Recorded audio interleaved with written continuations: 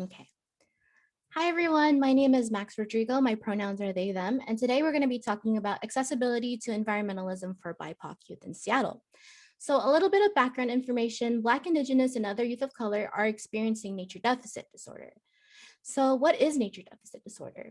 It is the idea that children are not being exposed enough to environmental settings, and that could be parks or um, other types of green infrastructures like trees, plants, areas with greenery.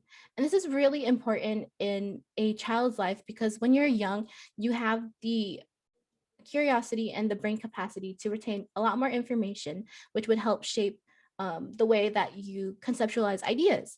And so when BIPOC youth have misconceptions of what environmentalism is when they're younger, they're going to have misconceptions of what environmentalism is when they're older. And some of these can lead to them thinking that environmentalism is a white issue when BIPOC communities are the ones who are experiencing a lot more of the effects of climate change and other environmental injustices. They've also played such a large role in environmentalisms with ideas and being outspoken, but have also been overthrown by white voices. The greater Seattle area has an abundance of green spaces, but that does not always equate to having equitable access. So for my internship, I worked with Friends of Lincoln Park winter 2021 on a 4,000 square foot site from phase 1 to phase 3 of restoration. And I also led a group of volunteers. So in figure 1, this is the before and after picture of the west facing side of the site that I worked on at Lincoln Park. So when I started my internship, it was around 85% filled with invasive species. And by the end of my internship, it was 10 to 15% filled with invasive species with around maybe 400 plus native plants installed by us and by volunteers following COVID guidelines. I also conducted semi-formal interviews to community organization members from GSP, which is Green Seattle Partnership, the City of Seattle, Forterra, and others via Zoom. I also observed GIS data, which was used to observe the land use and the demographics of Washington State. So, sorry, 1 second. So my research question is, in the greater Seattle area, how can we increase accessibility to green spaces and education for BIPOC youth?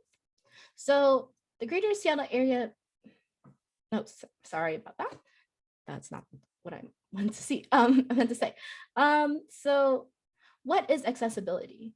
So accessibility is the ability to enter these spaces, for these spaces to be welcoming and to also have the walkability from home or in the area that you live in. And what is green spaces defined in this context? Green spaces is defined as parks, areas with plants, urban forests, or areas with tree canopy, which are just trees. So in my results, in figure 2, it shows the tree equity scores in the greater Seattle area based on greenery, the percentage of people of color in that area, and by income. And the greener the parts of the map are, the higher the tree equity score is, which means that the area has access to tree canopy or green spaces. The more orange that these places are on the map means that the tree equity scores are very low, which means that the access to green spaces or the tree canopy in that area is low. So you can see on the majority of the map that most of them are around 0 to 89% or 0 to 89 in tree equity score. And a lot of the bottom part is 0 to 64, which means that the tree equity score in greater Seattle area is low, which means that not everybody in the greater Seattle area has access to green space. In figure 3, we could see the land park boundaries in Washington State. And these places that are highlighted are just the parks and their boundaries. And you can see that the distribution of the parks is low, and this isn't really clear whether or not it is because there is a lack of green space or if there's a lack of data collection. For figure 4, it is showing the Greater Seattle area demographics on race. The tan colors represent white communities, and the purple, green, and yellow represent BIPOC communities, which is roughly around 1/3 of the population. In figure 5, it is representing the income. The low income areas are indicated in the blue, and the more than average income is highlighted in the gray. In figure 6, it is showing the overlay of the American Forest and the American Community Surveys, which are figure 2, figure 4, and figure 5. And I excluded figure 3 because it wasn't really clear whether or not this was going to be helpful, just because it wasn't clear whether or not the lack of park boundaries, it wasn't clear whether or not these areas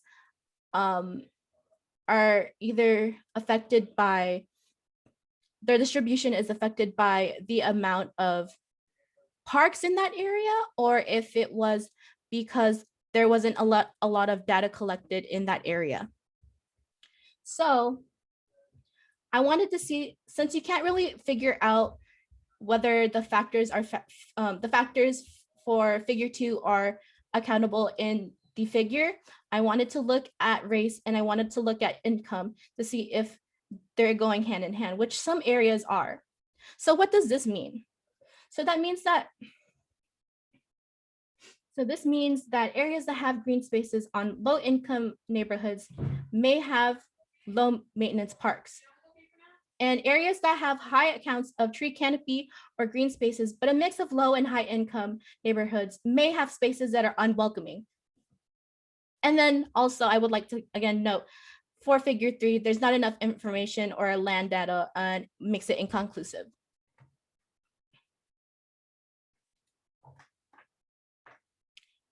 So let's continue on my results.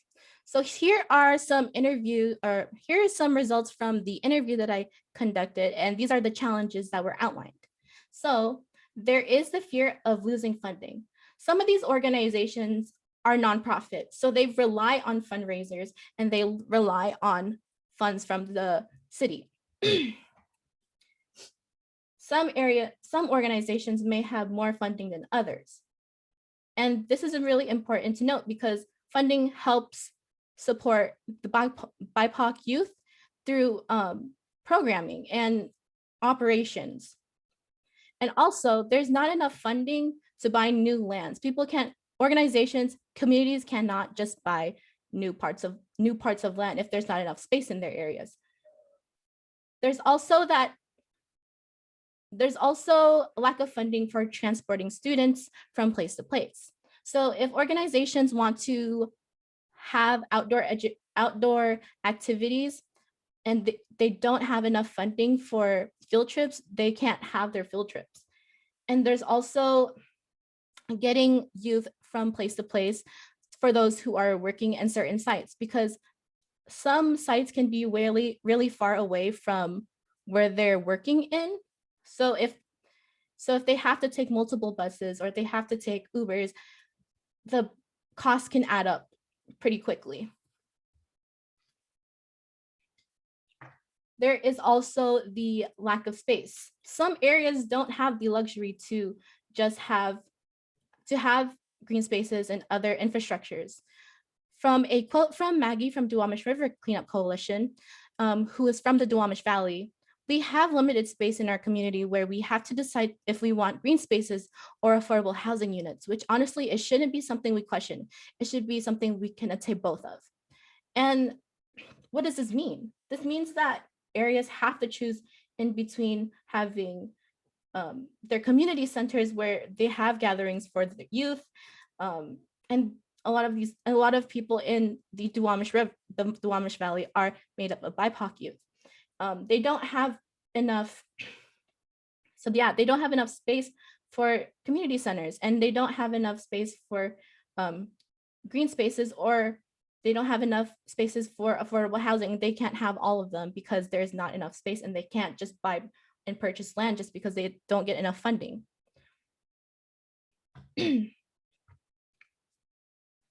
Another thing, safety concerns.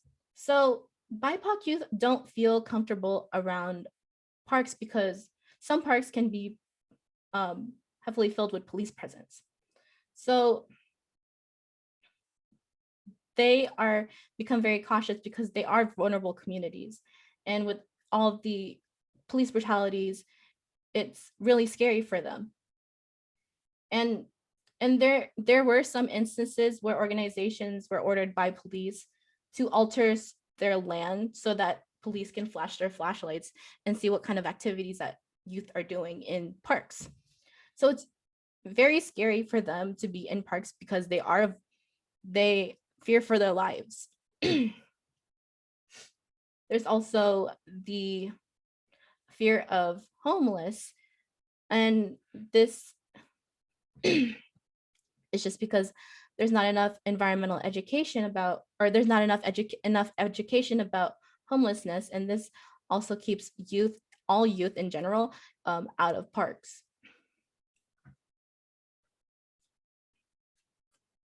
There's also the lack of environmental education. There is no proper environmental curriculum in schools, and those who receive the environmental education are by teachers who are interested in environmental education or environmentalism in itself. And that means not everyone is getting access to the proper environmental education. So they're gonna have misconceptions. Again, they're gonna have misconceptions of what environmentalism is because they're not getting that proper education about it. Also, in schools, although there are environmental clubs in schools, they're often white dominated. And this also starts to add to the misconception that environmentalism is a white issue, which it's not. There's also that lack of connection. So BIPOC youth are feeling a lack of connection to organizations, and it is because organizations are usually led by older white folks, and it's kind of strange to have older white folks lead a group of BIPOC youth because there is that power dynamic. There is a lack of BIPOC leaders in organizations, which again accounts for there's not enough of BIPOC leaders to connect with BIPOC youth and have them feel comfortable in these spaces compared to older white folks. And then also there's that question, what is in it for them? Why are they in these spaces? How is this gonna, why are they in this spaces? What is in it for them? And yeah. Okay. So what are some solutions and recommendations?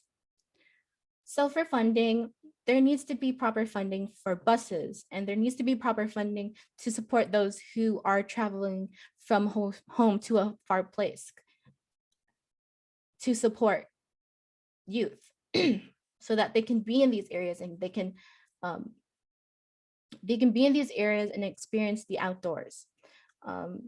There's also a need for stipends for youth to support themselves because, again, working in these spaces, they're getting experience, but if they need to support themselves and they need to support their families. So that is a way to get them connected to these spaces. There's also a need for proper funding for organizations so that they can keep operating and keep working with youth. And there needs to be enough funding offered to organizations so that they can purchase new land, so that they can have green spaces. There is also a need for enactment of environmental education in Washington state schools. not all schools have environmental education, so it's really important that no one is left behind. There's also need for opening available land, because if there's just land sitting around, that could be used for creating, like I said, green spaces, or help communities with having more infrastructure so that they can support that community, especially those that are working with BIPOC youth.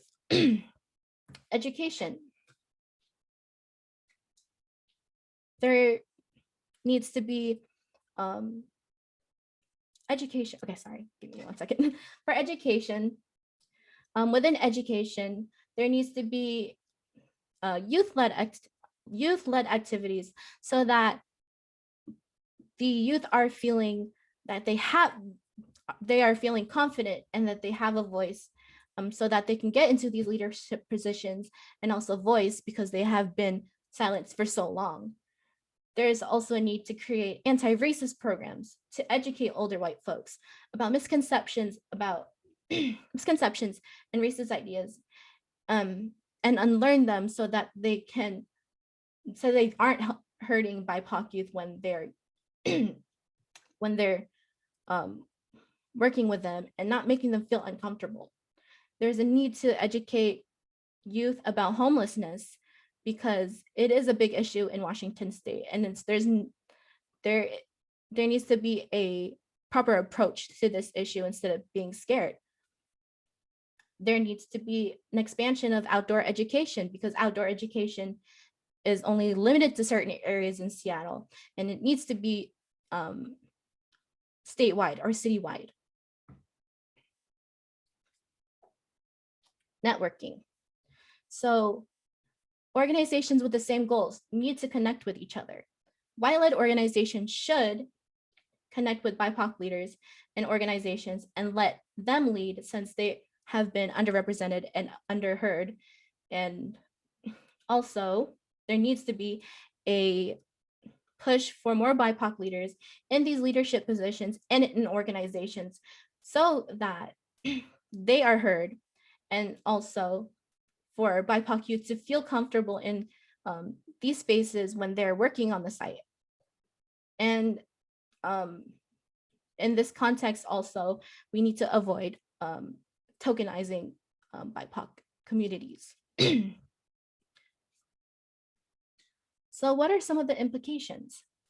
So much of it is embedded in our political system, and it's not really that simple to get rid of racist ideas in parks, because for years it has been an issue, and there is a need for observations of how land usage and populations are connected in Washington. Like I said, in figure 3, there's not enough information to tell whether or not there's an abundance of green spaces, because there's only certain areas that are highlighted. There needs to be abundance of parks. The abundance of parks are better in certain parts of Seattle, but it's not everywhere. And there needs to be a stronger support system for BIPOC youth, because they feel discouraged in these areas and they are vulnerable. So yeah, thank you for watching my presentation, and I appreciate you guys. Thank you.